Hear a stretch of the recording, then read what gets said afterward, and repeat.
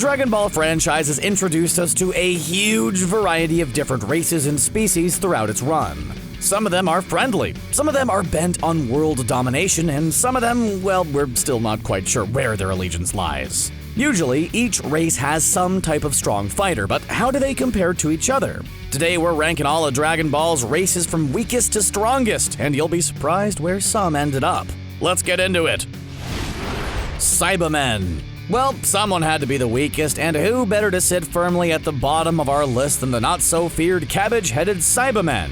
Look, we have nothing against these little green plant guys. They're kinda cute when you squint really hard, and are standing 50 feet away, and have a blindfold on, but they just don't have anything that makes them truly special or all that memorable. The only thing they got going for them is their ability to blow themselves up, which can be effective. Just ask poor Yamcha. But it's not something that really screams strong and intelligent race. And speaking of intelligence, someone please enroll these green guys into a community college course or something, because they're only smart enough to understand orders that are given to them by whoever's leading them. No wonder they're mainly used for training purposes for stronger races.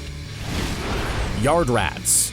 Maybe it's because they have names that sound like some outdoor vermin, or maybe it's because they look like giant wrinkly gumballs. But the yard rat species just barely misses out on the title of the weakest species. But it looks like the yard rats at least realized their physical limitations and have focused more on developing their mental powers, utilizing the ability to manipulate space and time. And to give some credit, they did end up teaching Goku the instant transmission technique, which proved to be extremely beneficial. Maybe we're being too hard on these dried up turnips. Machens. Cinnamon, ginger, vinegar, garlic. Are we naming our favorite spices? Nope.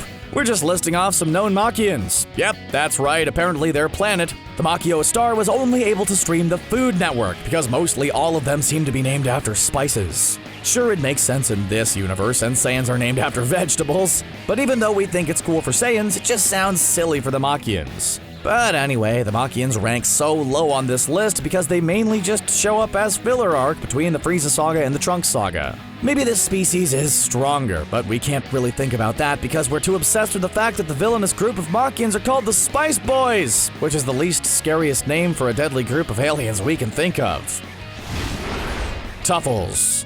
Doesn't a tuffle just sound cute? Like they belong on the shelf next to those oversized plush stuffed animals? But don't let their adorable names fool ya. These guys are pretty strong. Okay, maybe that's a little too generous. The most important thing to know about the Tuffles are that they lived on planet Vegeta before the Saiyans arrived. Back then, it wasn't even called Planet Vegeta, but rather Planet Plant, which just sounds like the type of planet primed for conquering. The Saiyans then Christopher Columbus that planet by taking it over and renaming it. Although not the strongest fighters, they're known to create and wield advanced technology that made them formidable in battle. Obviously, the Saiyans still crushed them and took over their planet, but it didn't stop the Tuffles from putting up a better fight than a lot of races would have. So they have that going for them. Connexions. Mainly prominent in the Dragon Ball Z Wrath of the Dragon film, the Connexions left a pretty strong impression in their appearance. They look a lot like Earthlings, minus some funky hair choices and large pointed ears. But given how a lot of aliens look in this universe, it's nothing that surprising. Like a lot of species out there, not everyone is an extreme fighter, but the ones that are really left a mark, with a select few of them being powerful swordsmen and having the ability to use magic and fancy technology. The Connexions were at war with the Kashvar, another alien race that awakened an ancient monster called Hirudegarn. This beast, who was a phantom Majin, more on them later, dealt serious damage to the Connexions. To defeat it, Tapion and his brother sacrificed themselves and trapped the monster within them, and then sealed themselves into some enchanted music boxes and drifted in space for 1,000 years. If that sacrifice doesn't get them on the list of strongest species, then we don't know what would.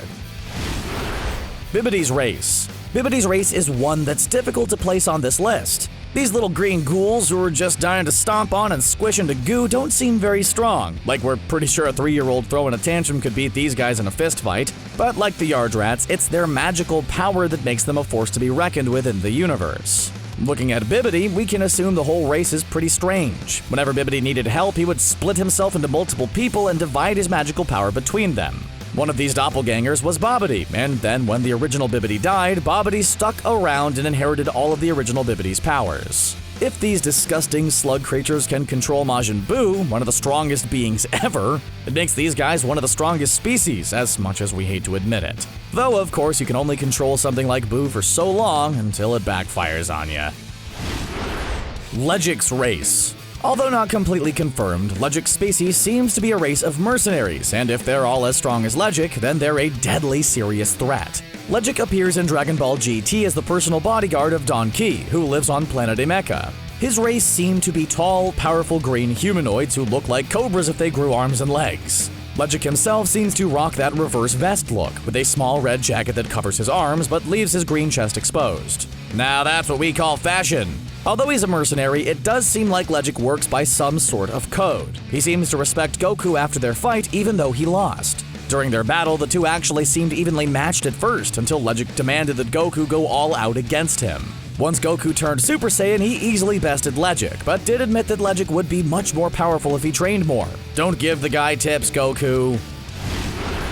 Dragons. Where do we even start with the dragons? Like, clearly the original dragon, Zalama, is one of the most powerful beings ever, with the ability to grant any wish. But since then, we've learned a ton about dragons and how strong their species is. While there are some major limitations that stop dragons from being higher on this list, a dragon only has the power of its creator, and therefore can't grant a wish to kill a being stronger than its creator, which is a major inconvenience. We also have to mention the fact that since these dragons can only tap into their extreme magical power by someone else granting a wish, it really makes them more of a useful tool than their own strong species.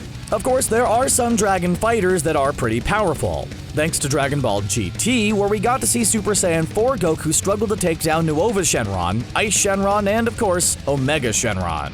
Overall, it's wise not to mess with a dragon under any circumstance. Demons. In a universe with superpowered alien species, evil wizards, and dragons, of course there would be demons. How could there not be?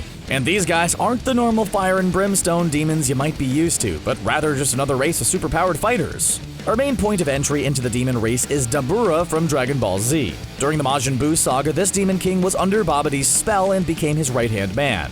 He had this nasty tendency to spit on people and turn them to stone, which sounds like one of the most deadly and grossest powers in the entire universe. With the other main demon, Toa, showing off her strength and her powers in the Dragon Ball video games, it proves that demons are a powerful species that know how to put up a good fight when challenged.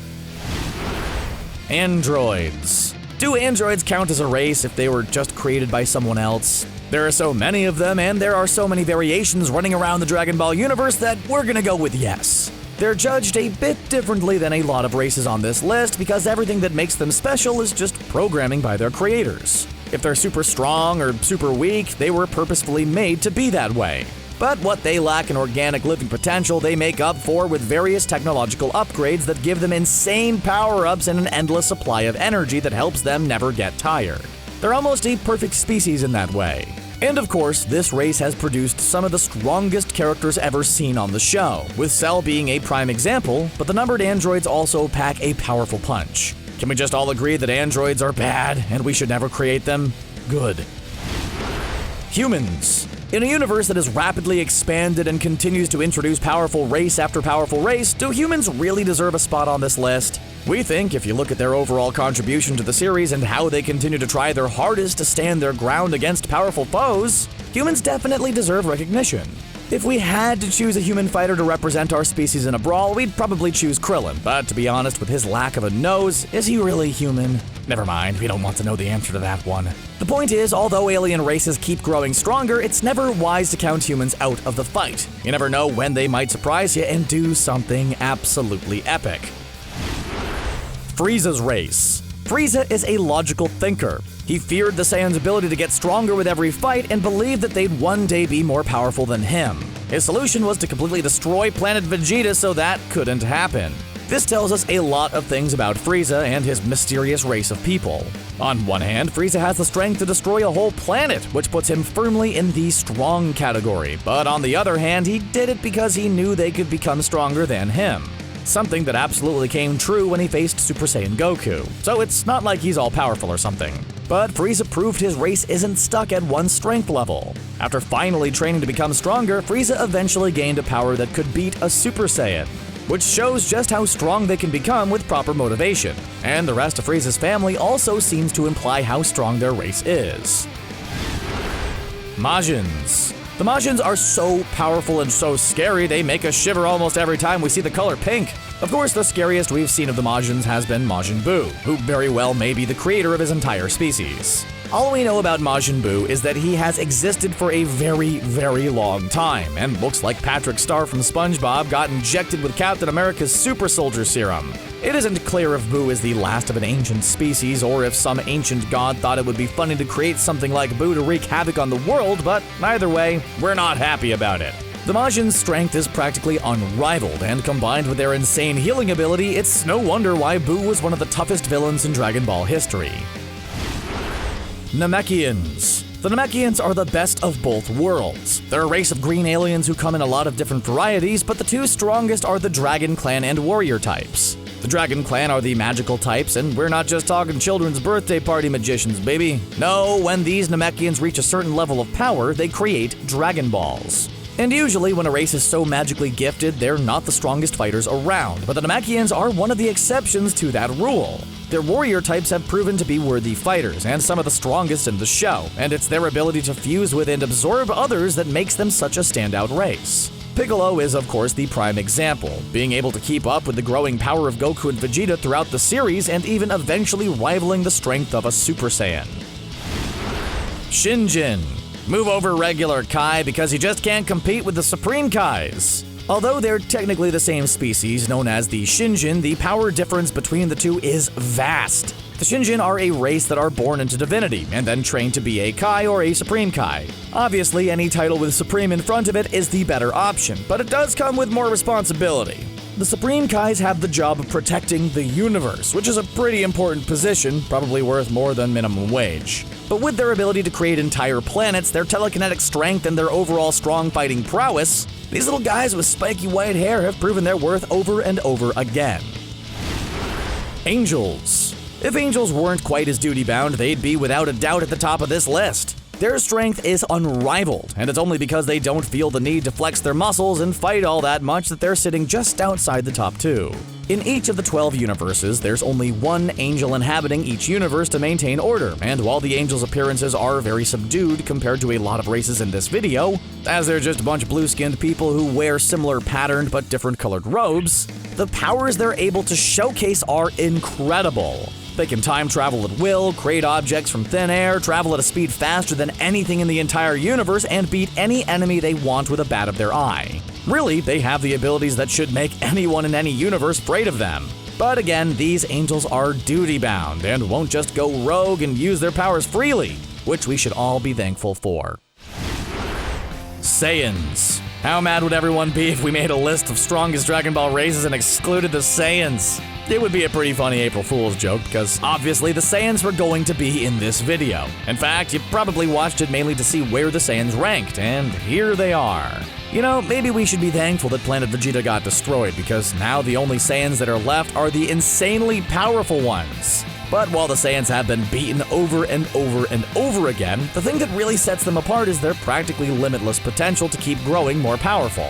Can you imagine the Saiyans with their current strength facing off against their younger selves? No, it would be a slaughter because they continue to level up and increase their powers beyond fathomable limits. Sure, they're not these mystical ancient beings or magical immortals, but because of their determination and capacity to learn, it's not a far stretch to think that one day they could become the most powerful beings in all the known universes. Jiren's race. Maybe a controversial choice for our number 1 spot, but we believe Jiren's race is the strongest in the Dragon Ball universe. We can only judge based off of Jiren, but just looking at him, it's clear his race is something special.